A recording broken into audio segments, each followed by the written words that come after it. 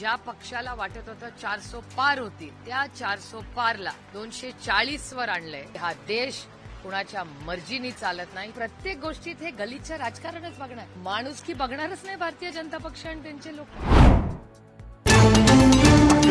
विचारांचा वारसानी हे राज्य चालत होतं, ते पूर्णपणे संपवण्याचं पाप हे आजचे जे सत्ताधारी आहेत ते महाराष्ट्रात करतायत, हे अतिशय दुर्दैवी. पण हे विधानसभेच्या तोंडावर अशा गोष्टी का करतायत? तुमच्या प्रश्नामध्येच माझं उत्तर आहे. अर्थातच विधानसभा आलेली आहे, त्यांना त्यांचा रिझल्ट माहिती आहे. तुमच्या चॅनलवर अनेक कुणाला किती सीट निवडून येणार हे दिसतंय. आणि तेवढंच नाही, या राज्यानी आणि या देशानं, मी महाराष्ट्राची मायबाप जनता आणि देशाच्या जनतेचे विनम्रपणे आभार मानते की ज्या पक्षाला वाटत होतं 400 पार होतील त्या 400 पारला 240 वर आणलंय. तेवढंच नाही, अनेक सीट अनेक राज्यांमध्ये आहेत जिथे प्रश्नचिन्ह आहेत की नक्की या सीट निवडून आले काय. आणि मी डेटा वाईज बोलते, मी आरोप कुणावरही करत नाहीये. तर अशी ही दबदबत्या आवाजामध्ये दिल्लीमध्ये मीडियामध्ये खूप लोकांमध्ये चर्चा आहे. त्याच्यामुळे हा मॅन्डेट त्यांना मिळालेला नाही. आणि ठीक आहे, आज सत्तेमध्ये आहेत ते आणि त्या मॅन्डेटचं आपण मान्य केलं पाहिजे. आज केंद्रात त्यांची सरकार आहे, राज्यात त्यांचं सरकार आहे. पण हे दुर्दैव आहे की बेरोजगारी, महागाई आणि भ्रष्टाचार याच्या बाबतीत केंद्र आणि महाराष्ट्र सरकारकडे काहीही उत्तर नाही. काही संविधानासंदर्भामध्ये 405च्या नारानंतर संविधान बदलणार असं सांगितलं होतं. मात्र आता IITच्या कॉलेजमध्ये संविधानाचं मंदिर आहे, ते उभारलं जाणार आहे. या गोष्टी आता हे सगळं त्यांना माहिती, तुम्हाला सगळ्यांनाच माहिती आहे की संविधान बदलण्याचा हा आरोप हा आम्ही नाही केलेला. त्यांचे खासदार, असा कोणी बोलत नव्हता छोटा मोठा की आपला कॅज्युअली चुकून बोलला, बिचारा बोलला, असं नाही.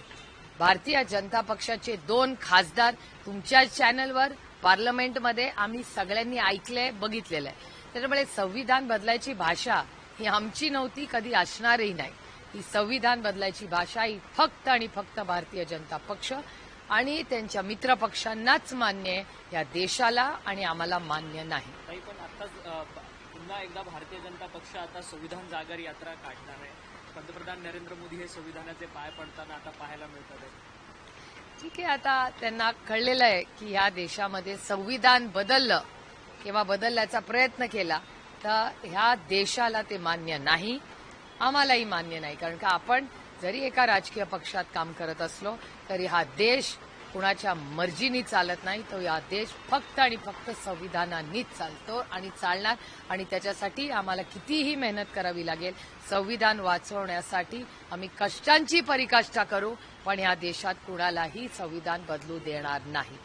ठाकरे आणि मुख्यमंत्री यांची आज बैठक झालेली आहे. असं बघता राजकारणाची येत्या विधानसभेला काही नवीन समीकरणं बनवू शकता. बिनशर्त पाठिंबा दिल्यानंतर एकला चलचा नारा दिला तर ठाकरे आणि आता ते मुख्यमंत्र्यांची भेट. त्यांचा अंतर्गत प्रश्न. पश्चिम महाराष्ट्राचा दौरा पण करणार ठाकरे. यापूर्वी पुण्याचा केला होता. पुण्यामध्ये पाणी जे असतं ते चांगलं होतं. ही लोकशाही आहे, प्रत्येकाला कुठे जाता येतं. नाही, तुम्ही संसदेत खरं तर नाव बदलून एअर ट्रॅव्हलिंग केल्याच्या संदर्भात तुम्ही प्रश्न उपस्थित केलेला. हा संपूर्ण देशाला विघातक असा म्हणजे गुन्हा आहे. या सगळ्या संदर्भात लोकसभेने गांभीर्याने विचार केला पाहिजे. अजित पवारांनी काल प्रसारमाध्यमांना सांगितलं की जर माझ्यावरचे आरोप जर सिद्ध झाले तर ज्यांनी माझ्यावरती लोकसभेमध्ये आरोप लावलेत त्यांनी राजकारणातून निवृत्त होण्याची देखील तयारी ठेवावी. निवृत्त नाही, संन्यास. दोन्हीमध्ये अंतर आहे. एकतर मी आजपर्यंत, तुम्ही डेटा काढून बघा, मी आजपर्यंत कुणावरच कुठलाही आरोप केलेला नाही. मी 0 आवरमध्ये नाही, मी क्वेश्चन आवरमध्ये बोलले. पहिला मुद्दा. दुसरा मुद्दा की एक नवीन ॲप आहे, त्याचं नाव DG ॲप. मी DG ॲपवर प्रश्न विचारला होता. मी कुठल्याही व्यक्तीबद्दल, मी आजपर्यंत राजकारणात कधी आरोप केलेले नाही आणि कधी करणारी नाही. माझं राजकारण हे आरोपांचं नाहीच आहे. मी कन्स्ट्रक्टिव्ह राजकारण, पॉलिसी मेकिंग याच्यासाठी राजकारण आणि समाजकारण करते. त्यामुळे तू मेमेमध्ये एक तर मी पडतही नाही, माझा स्वभावही नाही तो. आणि एका लोकशाहीमध्ये प्रत्येकाला बोलायचा अधिकार आहे. त्याच्यामुळे अजित पवार जे बोलले तो ते लोकशाहीमध्ये त्यांना अधिकार आहे काही बोलायचा. पण तुमच्या माहितीसाठी सांगते की थोडंसं 1-2 मिनिटात क्रोनॉलॉजी सांगते, म्हणजे तुमचे किंवा जे आज टीव्ही बघतायत किंवा माझी प्रेस बघतायत त्यांच्या कुणाच्याही मनात काही गैरसमज नसावे माझ्या स्टँडबद्दल. एक तर तुमच्या सगळ्या हा कुठलाही चॅनल त्याला अपवाद नाही, तुमच्या सगळ्या चॅनल्सवर अशी एक बातमी आली की अजित पवार दिल्लीला आले होते, ते सुनील तटकरेंच्या घरी गेले होते आणि सुनील तटकरेंचा व्हिडिओही तसा आहे, तो मी तुमच्या प्रसार माध्यमातूनच पाहिला. मी कुठून भाषण करते, मी जे टीव्हीवर बघते आणि जे मी वर्तमानपत्रात वाचते तेवढ्यावरच मी बोलते. माझ्याकडे कोण खबरी नाही, न सूत्र नाही आणि असलं काही नाही. मला कोण सूत्रबित्र माहिती नाही. तुम्ही जे बोलता त्याच्यावर मी विश्वास ठेवते आणि त्याच्यावर मी बाईट देते. तुमच्या सगळ्या चॅनल्सवर असं आलं की सुनील तटकरेच्या घरी एक जेवण होतं, त्या जेवण का काय होतं त्याच्यामध्ये काही गप्पा झाल्या, त्या गप्पांमध्ये अनेक गोष्टी अजित पवारांनी सांगितल्या. दुसऱ्या दिवशी माध्यमांनी त्या स्टोरीज चालवत्या, तर ते ऑन रेकॉर्ड होतं ऑफ रेकॉर्ड हे मला माहिती नाही, मी तिथे नव्हते कारण, आणि माझ्या आयुष्यात कोणी सूत्र नाही. त्याच्यामुळे मी जे टीव्हीवर आलं दिल्लीमध्ये, सगळ्या तुमचे काय 10-15 मराठी चॅनल्स आहेत ते सगळे मला दिल्लीत भेटले.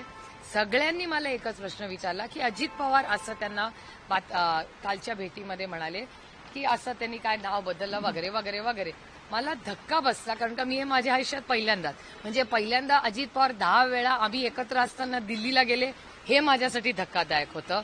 ते नाव बदलून गेले असं तुमचं चॅनल म्हणतंय सगळ्यांचंच, त्याला कुणाला माफी नाही की ह्या चॅनलनी दाखवलं नाही, सबने साथ में पूछा था.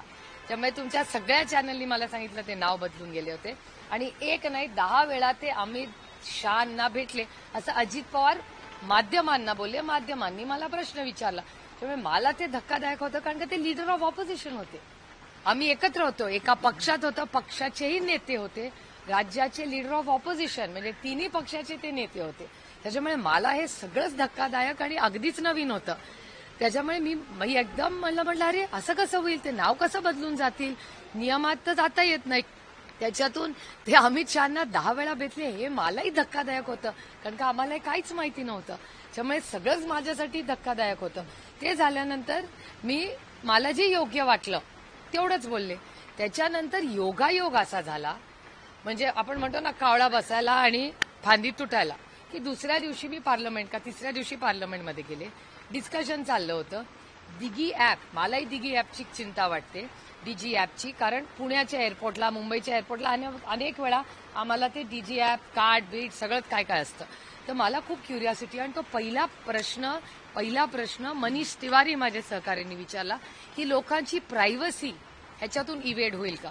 त्याच्यावर माननीय मंत्र्यांनी, अतिशय चांगले सिव्हिल एव्हिएशनचे मंत्री आहेत, सविस्तर त्यांनी उत्तर आम्हाला रिअश्युअर केलं की ती जी ॲपमधली जी फेशियल आयडेंटिफिकेशन आहे त्यांनी कसं लोकांना सुविधा सुधारत जात आहेत, सगळ्यांचाच वेळ वाचतो. ही आनंदाची गोष्ट आहे. मी सांगितलं हे बघा, जरी मी विरोधात असले को अच्छा बोलण्याचे, त्यामुळे जरी ते भारतीय जनता एनडीएचं सरकार असेल, चांगल्या गोष्टी करतात, चांगल्याला चांगलंच म्हणलं पाहिजे, म्हणून मी उभी राहिले की बाबा तुम्ही फार चांगला या ॲपमध्ये करताय.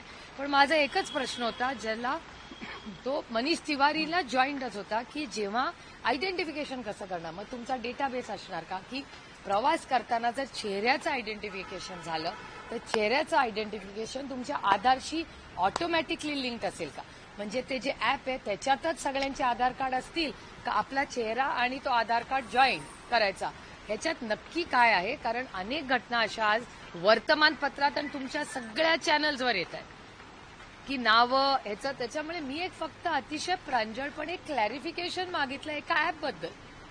त्याच्यामुळे त्याच्यावर एवढी मोठी रिॲक्शन एक तर मला अपेक्षितच नव्हती, कारण का ते फक्त त्या ॲपबद्दल प्रश्न विचारला होता. तुम्ही ऐकून बघा, तो सगळा सोशल मीडियावर असेल किंवा लोकसभेच्या चॅनलवर असेल. मी प्रश्न कुठल्याही व्यक्तीचं नाव घेतलं नाही, मी कुठल्या व्यक्तीबद्दल प्रश्न विचारला नाही, मी फक्त फेशियल आयडेंटिफिकेशन याच्याबद्दल लिमिटेड, म्हणजे उद्या तुम्ही जर गेला त्याला तर तुम्हालाही माहिती असलं पाहिजे ना. या देशाला प्रश्नाचं उत्तर मिळालं की मंत्री जेव्हा सांगतायत की फेशियल आयडेंटिफिकेशन आधार कार्ड हे मॅच व्हायला पाहिजे, एवढंच सीमित तो प्रश्न आणि उत्तर होते. पण दादा असं म्हणतात की मी त्यावेळेस अपोजिशन लीडर होतो, त्यावेळेस मी असं काही करू शकत नव्हतो, या सगळ्या दादांत खोट्या बातम्या आहेत म्हणून. मग आता हा प्रश्न मला विचारायच्या ऐवजी हा प्रश्न तुमचे जे 10 चॅनल्स 15 चॅनल्स जे दिल्लीत आहेत त्याचे जे पत्रकार आहेत त्यांना तुम्ही विचारलं पाहिजे, कारण का ही घटना सुनील तटकरे यांच्या घरी झाली. त्याच्यामुळे मी तर विटनेस नव्हते. मी आपलं माझा विश्वास हा प्रिंट आणि इलेक्ट्रॉनिक मीडियावर आहे. तुम्ही जे लिहिता तसं जसे बाकीचे लोक तुमच्यावर विश्वास ठेवतात तसा मी ठेवते. त्याच्यामुळे सुनील तटकरेंच्या घरी ही घटना झाली आणि त्याला उपस्थित जे 10-15 चॅनलवाले होते या प्रश्नाचं उत्तर तुम्ही त्यांना विचारायला पाहिजे. मी कसं काढणार? सुनील तटकरे हे दादांना अडचणीत आणण्याचं काम करतात. आता ह्या प्रश्नाचं मी कसं उत्तर देणार? या प्रश्नाचं उत्तर तुम्हाला त्या दोघांनाच विचारायला लागेल ना, कारण का मला विश्वास आहे की अजितदादांना एवढं तर माहितीच असेल की मी तिथे नव्हते. मला हे कुठून कळलं तर मीडियातून कळलं. त्याच्यामुळे मला विचारायच्या ऐवजी अजितदादांनी हा प्रश्न सुनील तटकरे आणि मीडियाला विचारायला पाहिजे ना, कारण का सुनील तटकरेंच्या घरी घटना झाली आणि मीडियाने मला विचारलं. आता मी तर आउटसाइडर आहे ना, मी इनसाइडर नाहीये. ज्या गोष्टी झाल्या त्या इनसाइडरलाच माहितीये, मी तर बाहेरची आहे. सचिन वगैरे जिस तरीके से प्रवीण माने एक बात पूरा होऊ दे मराठी. प्रवीण माने जे सोनाई समूह उद्योगाचे चेअरमॅन आहेत त्यांचा पक्षप्रवेश तुमच्या पक्षात होणार आहे. खरं तर मध्यंतरी त्यांच्या व्यवसायावरती अडचण निर्माण झालेली होती, त्यामुळे त्यांना अजित पवार यांच्या राष्ट्रवादी काँग्रेस पक्षात त्यांना घेण्यात आलेलं होतं. आणि आता पुन्हा एकदा इंदापूर विधानसभेमध्ये कुठेतरी वाकयुद्ध रंगलेलं आपल्याला पाहायला मिळतं. एकीकडे हर्षवर्धन पाटील आणि दुसरीकडे भरणे मामा हे दोघेही विधानसभेसाठी इच्छुक आहेत आणि तुम्ही तिसरा उमेदवार या निवडणुकीच्या रिंगणात तुमच्या पक्षाकडनं उभा करणार आहे. कुठलाही कॅन्डिडेट आमच्या पक्षाचा नसणार आहे, तो महाविकास आघाडीचा असणार आहे. त्याच्यामुळे आम्ही पक्ष म्हणून लढत नाहीये, एक ताकदवर आघाडी म्हणून आम्ही लढणार. त्याच्यामुळे तो गैरसमज डोक्यातून काढून टाका की आम्ही लढणार आहे. आम्ही पूर्ण ताकदीने महाविकास आघाडी म्हणून महाराष्ट्राची आन बान आणि शान वाचवण्यासाठी, संविधान वाचवण्यासाठी आणि महाराष्ट्रामध्ये मायबाप जनतेची सेवा करण्यासाठी आम्ही कामाला लागलेलो आहे. पहिला मुद्दा. दुसरा मुद्दा, माने कुटुंब आणि पवार कुटुंबाचे 5 दशकाचे ऋणानं बंद आहे. म्हणजे पक्ष वगैरे त्या काळात ज्या घटना झाल्या आणि सुडाचं राजकारण, भीतीचं राजकारण हे काय या देशाला नवीन. तुम्ही क्रोनॉलॉजी सगळी बघा, तुम्ही कॉन्टेक्स्ट बघा, किती लोकांनी, हे मी म्हणत नाही, तुम्ही छोटंसं उदाहरण म्हणजे किरीट सोमयाजींचंच बघा. त्यांनीच डर्टी डझन काढलं. मला तर डर्टी डझन फक्त सिनेमा माहिती होता नवऱ्याबरोबर पाहिलेला. तर डर्टी डझनचे जे मी पाहिलं होतं ते सदानंद सुळेमुळे इंग्लिश सिनेमे बघायची फार संधी झाली लग्नानंतर. त्यामुळे डर्टी डझन जे झालं ते तर त्यानंतर सिनेमा नवऱ्याबरोबर बघितल्यानंतर ते मी पहिल्यांदा किरीट सोमय्यांकडूनच ऐकलं. आणि डर्टी डझन म्हणून तुमच्या सगळ्या चॅनलनी ती स्टोरी, त्याच्यात एकही अपवाद नाही, सगळ्या चॅनल्सनी एकत्र म्हणून डर्टी डझन दाखवलं. आणि आता डर्टी डझन मधलं सगळं डझन आज भारतीय जनता पक्षामध्ये मंत्रीपद आहे. त्याच्यामुळे मलाही असं वाटतं की ते वॉशिंग मशीन जे सगळे आरोप करतात त्याच्यात तथ्य आहे का असं सगळ्यांच्याच मनात व्हायला लागलं. आणि त्याची समाजात चर्चा आहे, माध्यमांमध्ये चर्चा आहे. त्यामुळे हे सगळं भ्रष्टाचार, हा डर्टी डझन असतील, अनेक अशा ज्या घटना असतील, ईडी सीबीआयचा आईस शब्द, इन्कम टॅक्स, सीबीआय आणि ईडी, हे मी वारंवार बोलत आले आणि खरंच आहे. कधी तुम्ही विचार करून बघा, जेव्हा टीव्हीवर आरोप करता तुमच्यासाठी ती ब्रेकिंग न्यूज असते हो. कधी विचार करून बघा की त्यांची बायका, मुलं, नातवंड, कुटुंब काय दुःखातून जातं. मी स्वतः ते फार जवळून पाहिले. मग ते राऊत साहेब असतील, नवाबभाईंचं कुटुंब असेल, अनिल देशमुखांचं कुटुंब असेल, भुजबळ साहेबांचं कुटुंब असेल, अशी किती कुटुंबांची तुम्हाला उदाहरण देऊ. मी स्वतः आर्थर रोडला किती वेळा त्या भुजबळ साहेबांना भेटायला गेले आणि त्यांच्या सुना, लेकी, नातवंड कशातून गेली आहे. अहो मला माहितीये त्यांचं दुःख. भुजबळ साहेब, तेच राऊत साहेबांची, संजय राऊत साहेबांची आई काय घट्ट आहे बापरे. त्या माऊलीचं किती कौतुक केलं तरी कमी आहे. देशमुख साहेब, त्यांच्या सुना, लेकी, काय बोलायचं. नातवंड शाळेत जात होती तेव्हा काय काय चाललं. त्यामुळे ह्यांना स्वतःच्या राजकीय त्यांच्या काय त्यांच्या डोक्यात असतं देवालाच ठाऊक. पक्ष फोडा, घरं फोडा, चिन्ह न्या, पक्ष न्या, पायी पातळी ठेवली नाही. अशा वेळीच तुम्ही लोकांची आयुष्य उद्ध्वस्त करता स्वतःच्या स्वार्थासाठी, फक्त सत्तेत येण्यासाठी. आणि सत्तेत येऊन काय मोठे दिवे लावले त्यांनी. हे खूप दुर्दैव आहे हो की फक्त सत्तेत येण्यासाठी लोकांची आयुष्य यांनी आईस वापरून उद्ध्वस्त केली आहेत. हे दुर्दैव आहे आणि वास्तव आहे या देशाचं. आणि फक्त महाराष्ट्रात नाही, Kashmir to Kanyakumari same formula चाललाय. धारावीचं प्रकरण असेल, उरणचं प्रकरण असेल, कसं बघताय? आज मुख्यमंत्री एकनाथ शिंदे यांची भेट घेणारे दुपारी. काय कशा बाबतीत भेट घेणार आहे, काय चर्चा होणार आहे? मला नाही माहिती ते का भेटणार आहे, ते सांगतील तुम्हाला जे भेटतील तेव्हा. पण भेट होणार आहे मला कसं माहिती असेल, त्यांच्या पीएला माहिती असेल आणि त्यांना माहिती असेल. काही धारावी असेल, उरणचं प्रकरण असेल, गेल्या काही दिवसांपासून वाद होताना पाहायला मिळतो की हिंदू मुस्लिम हा मोठ्या प्रमाणामध्ये नाही, दुर्दैव आहे की जेव्हा कुठलीही हत्या होते किंवा कुठलाही अन्याय होतो आणि केंद्र सरकार, केंद्रातही त्यांचंच राज्य आहे आणि महाराष्ट्रातही त्यांचंच राज्य आहे. Data speaks for itself. मी म्हणत नाहीये, मी डेटा बेस्ड बोलते की महाराष्ट्रामध्ये मला आठवतंय 5 वर्ष जेव्हा भारतीय जनता पक्षाचं राज्य होतं तेव्हा तुमचे हे सगळे चॅनल म्हणायचे की Nagpur is the crime capital of Maharashtra. हे मी म्हणत नाही, हे डेटा वाईज सांगते. आज दुर्दैवाने कालच हिंजवडीमध्ये मोठी चोरी झाली, त्याच्यानंतर क्राईम, या दोन्ही घटना महाराष्ट्र अतिशय दुर्दैवी आहे. आणि प्रत्येक गोष्टीत हे गलिच्छ राजकारणच बघणार, माणुसकी बघणारच नाही भारतीय जनता पक्ष आणि त्यांचे लोक. मी ऍक्च्युली माननीय देवेंद्रजींना न्याय मागेन, कारण का देवेंद्रजींकडून माझ्या खूप अपेक्षा आहेत. जरी माझी वैचारिक मतभेद असतील तरी या राज्यात 5 वर्ष ते मुख्यमंत्री राहिलेले आहेत. माझ्या त्यांच्याकडून विरोधक म्हणून पण अपेक्षा आहे, कारण का हा देश लोकशाहीने चालतो. जेवढं मान सन्मान सत्तेला आहे तेवढाच मान सन्मान एका विरोधाच्या विचारालाही आहे.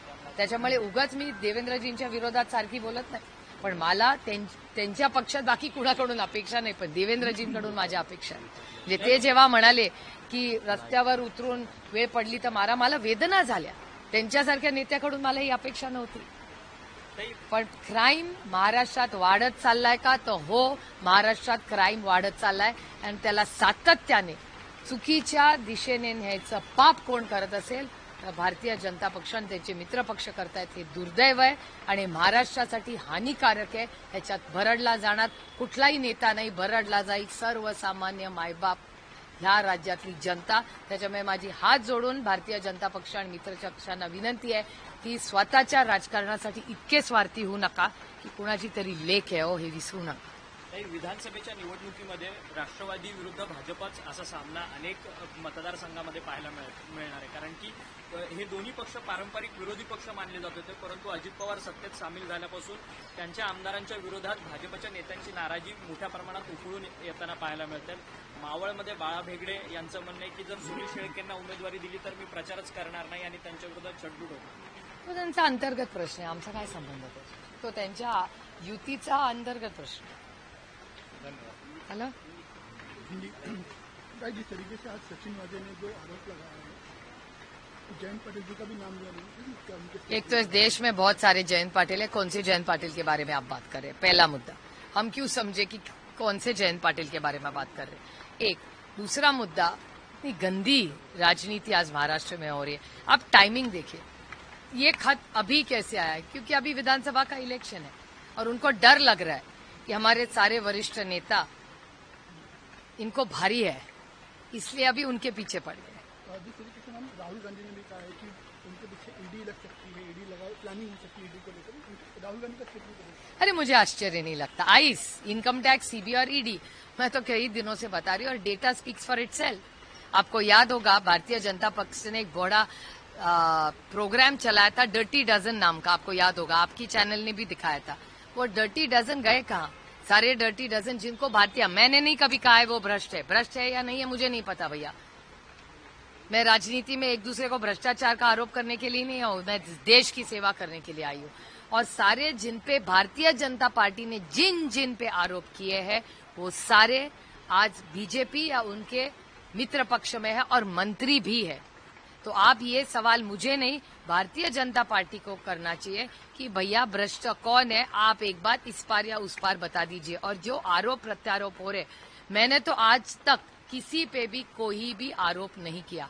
सबसे ज्यादा आरोप किसने किए हैं? तो भारतीय जनता पार्टी ने किए. उनके सारे मित्रों पक्षों का भी हिसाब लीजिए आप. महाराष्ट्र के सारे मित्र पक्ष जो आज उनके साथ है, सरकार में है, उन सारे मंत्रियों पे और नेताओं पे भारतीय जनता पार्टी ने आरोप किए हैं भ्रष्टाचार के. आप आपका चैनल का डेटा निकालिए 5 सालों का. अनिल देशमुख जो है वो कह रहे हैं जिस तरीके से सचिन वाजे ने जो स्टेटमेंट दिया है वो देवेंद्र फडणवीस की एक नई टैक्टिक है. हो सकती, कुछ भी हो सकता है. इलेक्शन जीतने के लिए लोग कुछ भी कर सकते हैं.